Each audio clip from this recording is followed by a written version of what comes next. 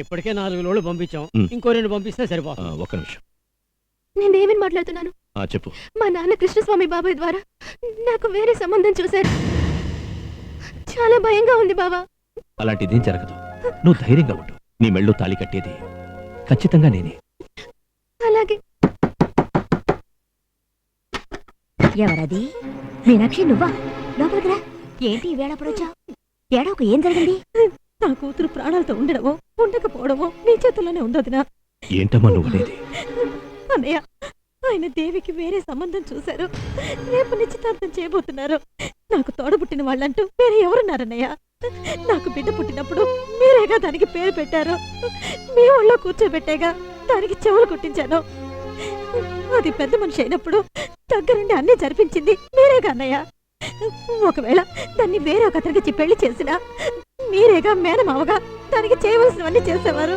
తొందరపడకమ్మా, ధైర్యంగా ఉండు. చంద్రకాంతికి దేవికి పెళ్లి జరగకపోయినా అది మీ ఇంటి కోడలే. రేపు నిశ్చితార్థం జరిగి అది పెళ్లి వరకు పోయిందంటే నేను నా బిడ్డ ప్రాణాలతో ఉంటాం. అమ్మా మీనాక్షి, ఏంటండి అలా మాట్లాడి వెళ్తోంది? ఏనాటికైనా బలరాం మనసు మార్చుకుని వస్తాడనుకున్నాను. రోషంతో వేరే సంబంధం చూస్తున్నాడన్నమాట.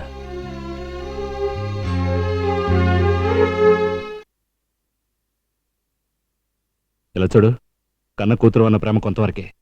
ఎక్కువగా మాట్లాడావో కాళ్ళు చేతులు విరిచేస్తాను. మరీ ఎదుగొచ్చి వాళ్ళకి కనబడు.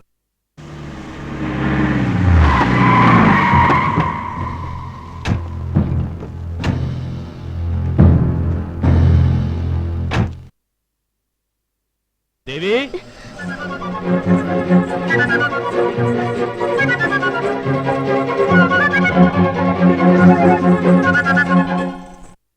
ఈరోజు నీ పుట్టినరోజు. చల్లగా ఉండు. నీకు 18 ఏళ్లు నిండాయి. ఇక నీ జీవితం గురించి నిర్ణయం తీసుకునే హక్కు నీకొచ్చింది.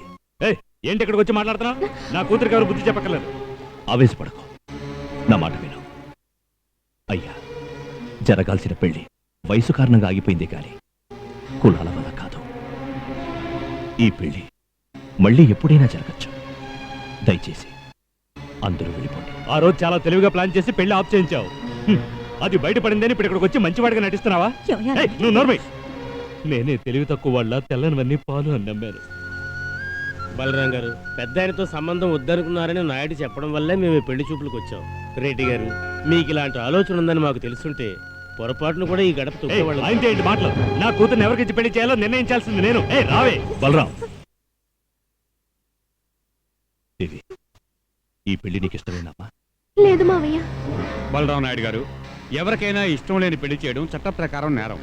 నా మాట కాదని ఈ పెళ్లి చేస్తే మీ మీద యాక్షన్ తీసుకోవచ్చు. ఆ రోజు పెళ్లిలో అందరి ముందు నా పరువు తీశావు.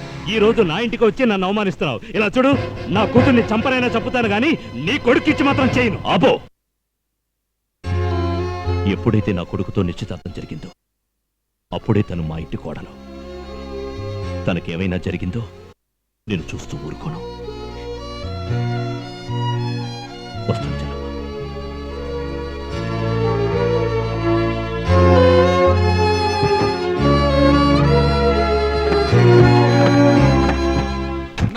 క్లైమాక్స్ లేకపోతే థియేటర్ నాశనం చేసేస్తారా నా జనాలు?